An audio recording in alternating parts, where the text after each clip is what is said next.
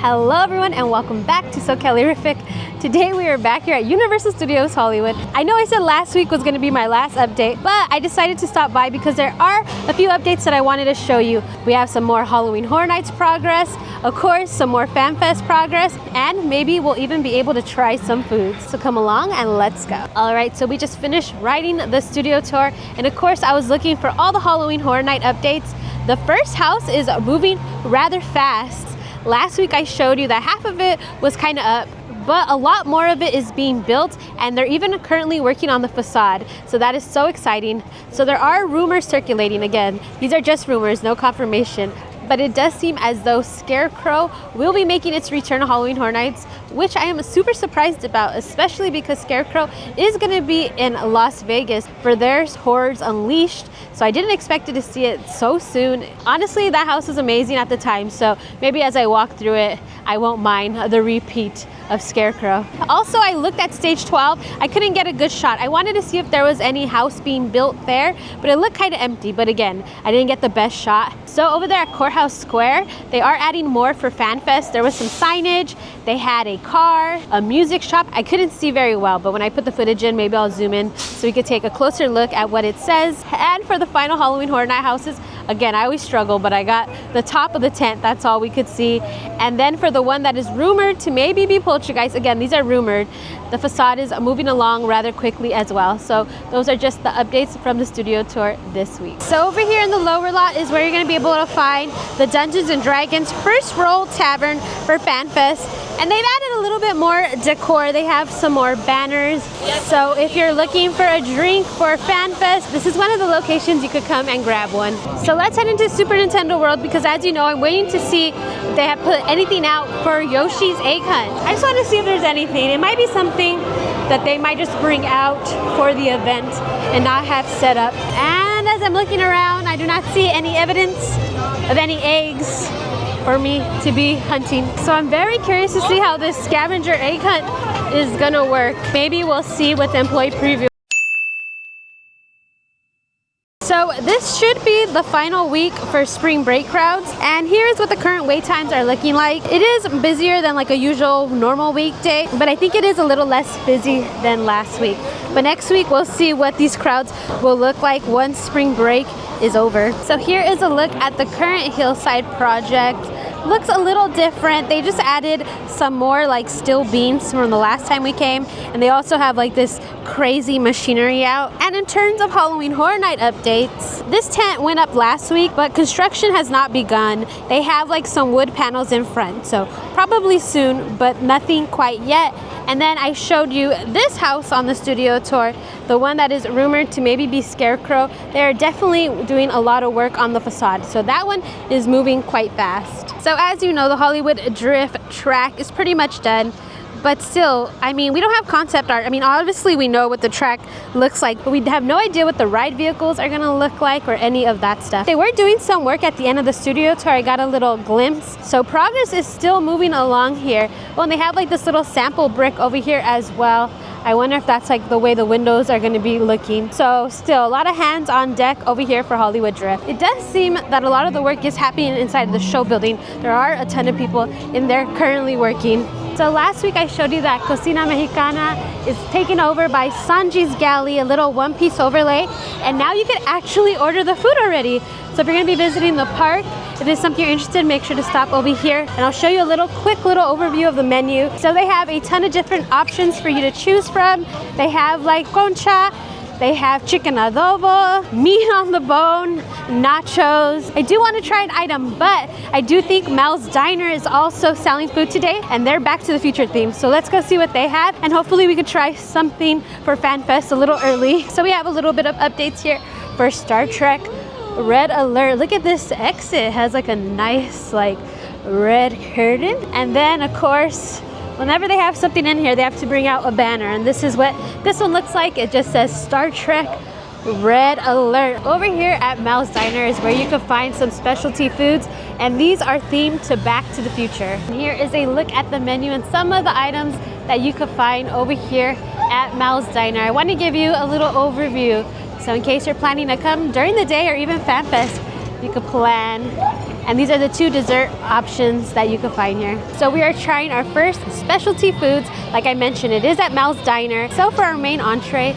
we will be trying the Flux Capacitor Patty Melt, and for dessert, we're gonna try the Out of Time cookie. I love the little theming that they have on the patty melt, and then the Out of Time cookie has like glitter, and it has like the fire streaks of the DeLorean. So I'm liking the theming, but let's see if it tastes good. So in this patty melt, it's a burger patty.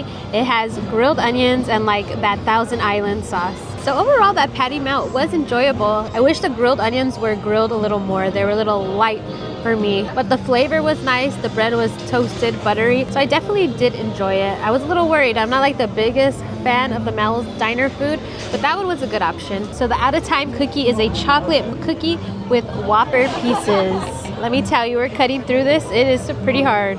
There was really nothing special about it. It had like a fudge layer. I personally wouldn't get it again. We didn't finish it. It was okay. I think we could find a better dessert for FanFest. I don't think this one is quite it. I don't know. I would skip it. But it's Instagrammable. It looked cool. While we were eating, Universal posted the Yoshi meet and greet. My Shayla, he looks so cute. His little shoes. I'm so excited to meet Yoshi. That is definitely on my to-do list, my must-do. So over here at the 10 forward bar, they had made some progress. They did block it off, but as you can see, the wall did fall. But they have like something that's huge right there. I wonder if it is a prop. Can you see like the blue tarp? It is very big. I have no idea what that could be. But also we got a little peek at the premium cocktails. So I'll add it to the screen again so you could start planning, see what sounds good to you. But this is the current situation over here at the 10 forward bar. So I came over here and I'm just noticing that a lot of the merch has been removed and just replaced with FanFest. I wonder if it was selling out or what, if they had to save some for the event. But right now, the One Piece merch, look, this is what we got. We got One Piece right here, this t-shirt. So it looks like the Wicked overlay has been removed for Hollywood and Dime, and now we have Quark's Cafe, which I believe is Star Trek inspired. And I didn't know, but it looks like they're selling the foods today as well. So let's take a little closer look at the menu in case, again, you need to decide what you are gonna get for FanFest. So not only will these be available for FanFest, but they'll also be available for day guests. That is awesome. So I don't have to get everything done on FanFest. I come back and try some more of these foods. They put up these new signs and they have like where everything's located. Like they have this Star Trek one. We have this One Piece one that says Grand Pirate Gathering. It kind of shows you where everything's going to be located. And here is the artwork for Jujutsu Kaisen, and it says Hunger of the Curse. They are still adding more to this little One Piece area. Last week I showed you this, and now they have this little orange tree. Little additions, but I wanted to show you. So over here at the plaza, I always give you a little update. Not much, but they are still making progress. They have the Coke photo op. They added some more props to that. Also, there is cornhole. Universal loves some cornhole for all these events. And then on the main stage, they've added some props, and you can see like they have like the Back to the Future hoverboard. So they're still adding stuff. And like I mentioned, today is team member preview, and they are working very hard to get everything done. So over here, Jujutsu Kaisen's gonna have its own little booth, but they're not selling any of the treats today. They said maybe Friday, but maybe a little earlier. Seems like everything's happening. But look at this design. They have the characters right over here as well. So I think they're gonna be selling like a brownie, a churro. So if that's something you're interested in, you could stop by here during FanFest. So let's head into the Wizarding World of Harry Potter. Here is their artwork, where they're gonna have magical creatures to meet. And also Universal did give us a sneak peek at one of the creatures we're gonna be able to meet. Again, it's like a dragon. I forgot the name, but I'm gonna put it on screen, and it looks so amazing. So last week I did show you that this cart was behind walls, but they've got a brand new cart just in time for FanFest, and they are gonna be selling this Time Turner popcorn bucket. I don't know if they've ever had a popcorn bucket. I don't think so in the Wizarding World of Harry Potter, but it will be available for FanFest nights. But here's a look at what you could buy at the cart. So yeah, so this was behind walls for quite a bit. They just got a bigger snack cart, and now they will be selling popcorn. And another Halloween Horror Nights update. The wall at the Parisian Courtyard has gone up. So excited for the Halloween Horror Nights progress. Sad that we're gonna be losing this area for a little bit. But of course I am excited that they're starting the Halloween Horror Nights construction. And there's really nothing yet, but you can hear work being done. And there was like a little crack in one of the fences, and it looks like the layout on the floor is starting. So I'm just reporting on the rumors. I have no confirmation, nothing. But this is said to be another house inspired by Latin America. So they are saying it might be Island of the Dolls, Isla de las Muñecas. And last season, outside of the facade, they did have some dolls hanging. I wonder if they're gonna reuse some of the costumes that they actually had in this house and they had in the Toys Scare Zone. They do look like cracked dolls, but again, this is the rumor, no confirmation. If anything changes, I'll let you guys know. We're just talking about what's maybe to come. They do have this Battlestar Galactica merch, which is interesting because this is not a part of FanFest. If you do like the property, you can find some of the items here at Universal Hollywood for now. All right, so some new items that they got. Shout out to Jerrod Journeys. I was watching his live stream. He live streams from a lot of theme parks, so give him a follow if you want to see some current updates of Universal, Six Flags, and a lot of other parks here in SoCal.